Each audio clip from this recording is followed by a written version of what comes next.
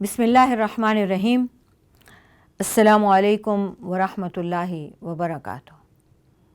सीरत पाक सल्लल्लाहु अलैहि वआलिहि वसल्लम पर हम मोहसिन आलम के नाम से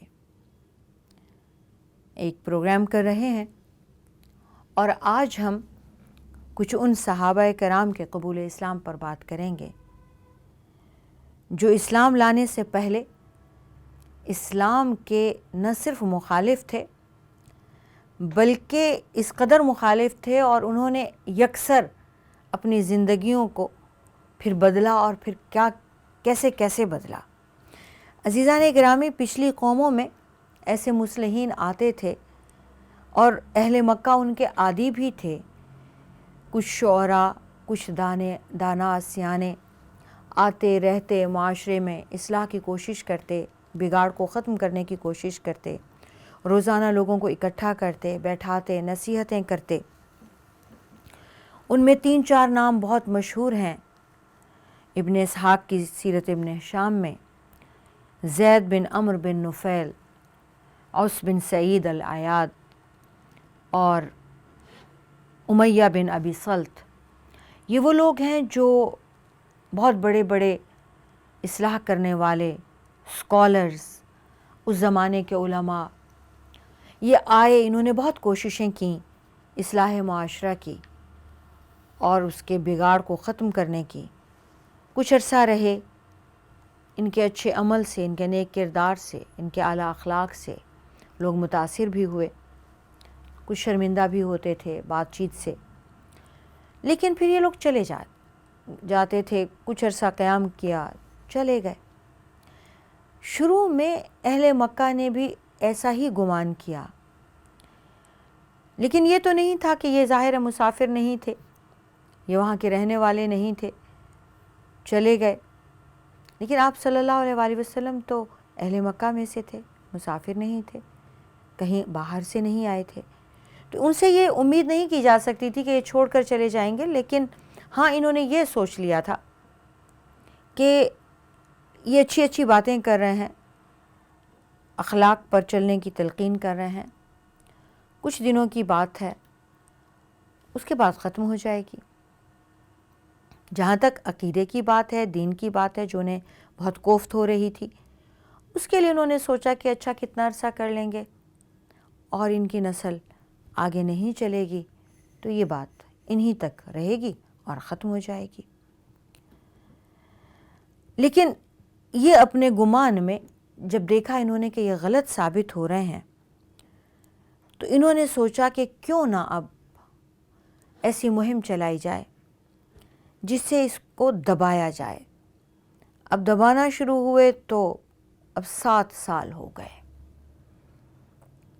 जितना दबाते थे, आग को जितना पीटो वो और भड़कती है, जितना दबाते थे उतना ये दीन इस्लाम और फैल रहा था। जितना रसूल पाक सल्लल्लाहु अलैहि वसल्लम से रोकते थे, तरह तरह के नाम रखते थे, तोहमतें बहतान लगाते थे, उतना लोग मिलने की ख्वाहिश करने लगे। एक झाड़ फूंक वाले ज़िमाद इज़्दी, कबीला इज़्द के थे, यमन से आए। उनको इन्होंने बाहर ही से, हरम के बाहर ही ले लिया और कहा कि देखो हमारे यहाँ दीवाने हैं, वो तुमसे मिलेंगे, वो देखते रहते हैं बाहर से कौन आया है, उससे बात करते हैं, उसको अपना बना लेते हैं। लोग उनकी बातों में आ जाते हैं और इतना आते हैं कि वो अपने बड़ों का दीन भी छोड़ देते हैं, बड़ों के माबूद भी छोड़ देते हैं। और बाज़ लोग तो इतना फरेफ्ता हो जाते हैं उनकी बातों में कि वो अपने घर वालों को भी छोड़ने तैयार हो जाते हैं। अगर घर वाले उन्हें सख्ती से कहें कि अगर तुम इन्हें नहीं छोड़ोगे तो हम तुम पे सख्ती करेंगे या हम तुम्हें छोड़ देंगे, तो वो इस बात पर भी नहीं घबराते हैं। तो ज़माद इज़्दी ने कहा कि क्यों ना मैं इन पर दम करूं, झाड़ फूंक करूं, मैं इनको ठीक करूं। दिल में सोचा कि अगर ऐसी कैफियत है कि वो नाउज़ुबिल्लाह दीवाने हैं तो मैं तो झाड़ फूंक का माहिर हूँ, मैं तो दम करूँगा अभी ठीक हो जाएंगे। तो ज़माद इज़्दी ने मीटिंग की अहले मक्का से, जिन्होंने इन्हें बाहर बाहर ही हाथों हाथ लिया और منع کیا. یہ یمن کے ایک بہت بڑی قبیلہ ازد کی بہت بڑی شخصیت تھے.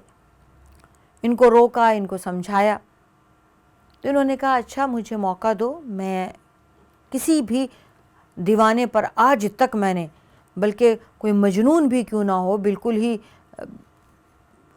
حالت اس کی خراب ہو, حواس ختم ہو جائیں, میں اس پر بھی جھاڑ پھونک کر کے اسے ٹھیک کر دیا کرتا ہوں, تم مجھے ملواؤ تو صحیح. اب یہ پورا انہیں ذہنی طور سے تیار کر کے تو پھر انہوں نے ملنے کی اجازت دے دی. اب ضماد ازدی آپ صلی اللہ علیہ وآلہ وسلم کے پاس آئے اور آ کر کہتے ہیں کہ بھائی میں آپ کی مدد کرنا چاہتا ہوں. آپ نے فرمایا وہ کیسے؟ میں جھاڑ پھونک کا ماہر ہوں اور میں نے جس کا بھی آج تک علاج کیا ہے اس کی تمام دیوانگی, تمام جنون میں نے ختم کر دیا ہے. میرے جھاڑ پھونک میں بہت جان ہے. آپ صلی اللہ علیہ وآلہ وسلم مسکرا دیے, فرمایا بیٹھو. اور آپ نے شروع کیا بسم اللہ سے, اور پھر الحمدللہ نحمدہ ونستعینہ, اور پھر کلمہ شہادت پڑھا, نشہد ان اللہ لا الہ الا اللہ. اب وہ سنتا رہا. پوری آپ صلی اللہ علیہ وآلہ وسلم نے اللہ تعالیٰ کی تعریف کی, اس کے سوا کوئی نہیں. پھر یہاں تک کہا کہ وہ جس کو ہدایت دے اسے کوئی گمراہ نہیں کر سکتا, جسے وہ گمراہ کر دے اسے کوئی ہدایت نہیں دے سکتا. آپ صلی اللہ علیہ وآلہ وسلم بولتے جا رہے تھے, بولتے جا رہے تھے, اور یہ آپ کو دیکھتا جا رہا تھا, دیکھتا جا رہا تھا. اس کی زبان گونگ, یہ ایک حرف نہیں بولا, بالکل خاموش ہو گیا. جب یہ خاموش ہو گیا اور کچھ نہیں بولا, آپ صلی اللہ علیہ وسلم کی بات مکمل ہونے دی. مکمل ہوتے ہی اس نے آ کر آپ کی پیشانی مبارک کو چوما اور کہنے لگا ایک بار پھر. آپ صلی اللہ علیہ وآلہ وسلم نے پھر وہیں سے شروع کیا, اللہ کا شکر, اللہ کی تعریف, اللہ سے مدد چاہتے ہیں, اللہ ہی تو ہے جو مدد کرے گا.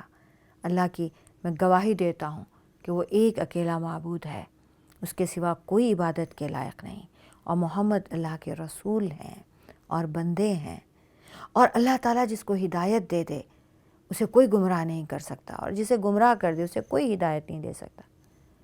یہ پھر کھڑا ہوا, اس نے اب آپ کا پیشانی مبارک بھی چوما, سر مبارک بھی چوما. کہتا ہے ایک بار اور سنائیے. آپ نے پھر ابتدا سے آخر تک پوری بات دوبارہ کہی. کھڑا ہوا, گلے ملا, آپ کو چوما اور کہا مجھے بھی پڑھوا دیجیے. اب جب یہ واپس آتا ہے تو سرداران مکہ کی نصیحت اپنی جگہ پہ رہ جاتی ہے, پریشان ہو جاتے ہیں, کہتے ہیں یہ کیا, ہم سمجھا کے بھیجتے ہیں اور جادو چل جاتا ہے, وہاں جاتے ہی بات بدل جاتی ہے. اسی طرح قبیلہ دوس کے, یمن ہی کا یہ قبیلہ ہے, طفیل بن عمرو دوسی آتے ہیں. اب سرداران مکہ ان کو گھیر لیتے ہیں اور نصیحت کرتے ہیں کہ دیکھو یہ محمد بن عبداللہ بیٹھے ہیں, ان کی بات نہیں سننا. وہ پکا وعدہ کر لیتا ہے, بلکہ وہ روئی اٹھاتا ہے اور دونوں کانوں میں ٹھونس لیتا ہے کہ اگر وہ کسی اور سے بھی بات کر رہے ہوں گے میں نہیں سنوں گا. یعنی نہ صرف یہ سرداران مکہ سے وعدہ کرتا ہے بات نہ سننے کی کہ اگر وہ مجھ سے مخاطب ہوں گے تو نہیں سنوں گا, بلکہ وہ کسی سے بھی مخاطب ہوں گے آواز بھی میرے کانوں میں نہ جائے. تو اپنے دونوں کانوں میں روئی ٹھونس لیتا ہے اور جا کے حرم میں بیٹھ جاتا ہے. سب سے پہلے اس کی نگاہ رسول اکرم صلی اللہ علیہ وآلہ وسلم پر ہی پڑتی ہے. اب یہ کانوں میں روئی ٹھونسے, عہد کیے کہ میں نے بات نہیں سننی, یہ وہاں جا کر بیٹھ جاتا ہے, اپنی عبادت میں لگائے, لیکن رہ رہ کر اس کی نگاہ آپ کے چہرہ مبارک پہ جاتی ہے. تو اسے ایک نور سا, ایک روشنی, ایک عجیب سی حسن والی کشش محسوس ہوتی ہے. کھسکتے کھسکتے پاس جا کے بیٹھ جاتا ہے. اب آپ صلی اللہ علیہ وآلہ وسلم دوسروں سے مخاطب ہیں. آپ دوسروں کو نصیحت فرما رہے ہیں. اب دوسروں کو اخلاق کی تعلیم دے رہے ہیں. اب دوسروں کو اللہ کا تعارف کرا رہے ہیں. اب ایک کان سے روئی پھر دوسرے سے نکال کے رکھ دیتا ہے. اب دور سے دیکھتے دیکھتے قریب ہوتا جا رہا ہے. قریب جا کر بیٹھ جاتا ہے. آپ کو دیکھنے لگتا ہے اور ایک سوال کرتا ہے کہ یہ جو نور آپ کے چہرے پر ہے یہ کیا میرے چہرے پہ آ سکتا ہے؟ تو آپ فرماتے ہیں کیوں نہیں. تو کہتا ہے لے آئیں. آپ فرماتے ہیں تم ایمان لے آؤ، یہ ایمان کا نور ہے. فوراً کلمہ پڑھ لیتا ہے اور آپ صلی اللہ علیہ وسلم دعا فرماتے ہیں الہی طفیل بن عمرو دوسی کے چہرے پہ نور پھیلا دے. اور طفیل بن عمرو خود محسوس کرتے ہیں کہ ان کے چہرے سے لائٹ نکلنے لگی ہے. اب وہ ڈر جاتے ہیں. کہتے ہیں یا رسول اللہ میں اس حال میں یمن میں گیا تو لوگ کہیں گے کہ اس نے دین بدلا ہے تو اس سے چہرہ خراب ہو گیا. اس کو نور جیسے میں محسوس کر رہا ہوں، لائٹ جیسے محسوس کر رہا ہوں، کہیں وہ اس کو کوئی بیماری نہ کہیں. تو آپ دعا فرمائیں کسی اور جگہ یہ نور آ جائے جو مجھے محسوس ہو. آپ صلی اللہ علیہ وآلہ وسلم نے ان کے لیے پھر یہ دعا کی. عزیزان گرامی، ابو ذر غفاری قبیلہ غفار کے، یہ قبیلہ بھی بہت مشہور قبیلہ تھا. وہ آ کر بیٹھ گئے اور کہنے لگے کہ میں نے سنا ہے کہ یہاں کوئی شخص ایک دین کی بات کرتا ہے. آپ صلی اللہ علیہ وآلہ وسلم اس روز حرم میں تشریف نہیں لے گئے. سیدنا علی مرتضیٰ نے انہیں دیکھا تو پوچھا کہ آپ نئے ہیں؟ کہنے لگے ہاں نیا ہوں. انہیں لے کر حضرت علی حرم سے نکلے حضرت ارقم کے گھر کے لیے، اور ساتھ میں انہیں سمجھاتے جاتے ہیں کہ دیکھو اگر کوئی رستے میں آ گیا، کوئی مل گیا، کسی نے مجھے دیکھ لیا تو میں ایسے جھک جاؤں گا جیسے میں اپنے جوتے کا تسمہ دیکھ رہا ہوں، جوتا باندھ رہا ہوں، تاکہ مجھے بھی اور تمہیں بھی کوئی نقصان نہ پہنچائے، کوئی یہ محسوس نہ کرے کہ میں آپ کو لے کر کہیں جا رہا ہوں. دار ارقم لے گئے. ابو ذر غفاری ایک غفار قبیلے سے تھے، قبیلے کے سردار تھے، اور یہ پورا قبیلہ ڈاکہ ڈالتا تھا، چوری کرتا تھا. ابو ذر غفاری نے سنا دین کے بارے میں، اخلاق کے بارے میں، اور یہ راستے میں جب یمن سے مکہ، شام سے مکہ تجارتی قافلے آتے، یہ راستے میں ان کو لوٹ لیا کرتے تھے. اب جب انہوں نے سنا اور بار بار سنا اور آنے جانے والوں سے اکثر سنا کہ کوئی دین الہی ہے، اس کی بات ہوتی ہے، تو انہوں نے کہا چلیں دیکھتے ہیں، چل کر دیکھتے ہیں. اب یہ آ کر بیٹھ گئے. اب حضرت علی انہیں لے گئے دار ارقم میں. آپ صلی اللہ علیہ وآلہ وسلم سے ان کی ملاقات ہوئی. آپ کے چہرہ مبارک پر نگاہ پڑتے ہی ان کے دل نے کلمہ پڑھ لیا، اور آپ صلی اللہ علیہ وآلہ وسلم کے ہاتھوں یہ ایمان لے آئے. ان کے ایمان لاتے ہی ان کا پورا قبیلہ چوری اور ڈاکہ سے توبہ کر کے، وہ جو ڈاکہ زنی کے ماہر تھے اور ان کا ایک خوف اور ہیبت تھی، ایک ڈر تھا، وہ پورے کا پورا قبیلہ مسلمان ہو گیا. انہوں نے آپ صلی اللہ علیہ وآلہ وسلم سے اجازت طلب کی کہ میں اپنے ایمان کا اور اپنے اسلام کا اعلان کرنا چاہتا ہوں. مجھے جیسے حضرت علی لائے ہیں میں اس طرح سے نہیں، میں چونکہ جا کر پورے قبیلے کو اسلام کی طرف لاؤں گا تو مجھے تو اس کا اعلان کرنا ہے. ان سے پہلے جو طفیل بن عمرو دوسی تھے، انہیں 5-6 سال لگے تھے یمن میں جا کے اپنے قبیلے کو مسلمان کرتے ہوئے، اور انہیں اتنے لمحے لگے ان کے ساتھ ہی، چونکہ سردار تھے قبیلے کے، اور ان کا بہت مقام تھا. اب یہ آئے اور انہوں نے بیت اللہ میں اونچی آواز میں آ کر کلمہ شہادت پڑھا اور کہا کہ میں مسلمان ہو گیا ہوں، میں محمد صلی اللہ علیہ وآلہ وسلم کا ساتھ دوں گا. تو وہ جو اہل مکہ وہاں بیٹھے تھے وہ ان پر ٹوٹ پڑے. اس وقت پھر ابو جہل اور ابو سفیان نے کہا لوگوں دیکھو یہ غفار قبیلے کا ہے اور ہمارے لیے غفار قبیلے کے سے بچنا بہت مشکل ہے. ہم تجارتی قافلے آتے وقت بھی جاتے وقت بھی اس قبیلے کے سامنے سے گزرتے ہیں، یہ لوگ تو ہماری تکہ بوٹی کر دیں گے اگر ہم نے ان کے سردار کو کچھ کہا، باز آ جاؤ. تو وہ باز آ گئے. یوں پورا یہ ایک بہت بڑا قبیلہ تھا، پورے کا پورا قبیلہ مسلمان ہو گیا. ان کے اسلام لانے سے بھی مسلمانوں کو بہت تقویت ملی، خاص طور سے تجارتی قافلوں میں. اب جب آپ صلی اللہ علیہ وآلہ وسلم کے ہاتھوں اتنے بڑے بڑے لوگ اسلام قبول کرنے لگے تو آپ کے چچا زاد بھائی ابو لہب کا بیٹا عتبہ، جو آپ کی بیٹی کا کہ نکاح میں بھی یعنی شوہر بھی تھا، داماد بھی تھا، اس نے آپ صلی اللہ علیہ وآلہ وسلم کی شان میں گستاخی کی اور اتنی گستاخی میں اتنا آگے بڑھا کہ آپ نے ایک آیت پڑھی تو اس نے منہ چڑھایا اور پھر آپ کی طرف منہ کر کے اس بدبخت نے تھوک دیا. آپ صلی اللہ علیہ وآلہ وسلم نے اس وقت کہا یا رب اللہم سلط علیہ کلبا من کلابک، اے اللہ اس پر اپنے کتوں میں سے کتا مسلط کر دے. اس وقت یہ کانپ گیا. اس نے گھر جا کے ابو لہب کو کہا کہ آج محمد نے صلی اللہ علیہ وسلم مجھے بد دعا دی ہے. یہ وہ پہلی بد دعا تھی جو آپ صلی اللہ علیہ وآلہ وسلم نے اپنے رشتہ دار کو دی اسلام کے آنے کے بعد، کہ اس نے اس قدر توہین کی. اب اس میں یعنی آپ صلی اللہ علیہ وآلہ وسلم اللہ کا پیغام دے رہے ہیں، قرآن کی آیت تلاوت کر رہے ہیں، اور یہ نفرت میں اتنا آگے بڑھ گیا، توہین میں اتنا آگے بڑھ گیا کہ لوگوں کے سامنے اس نے اپنے رشتے کا، حسب مراتب کا، داماد ہونے کا، کسی چیز کا کوئی لحاظ نہیں کیا.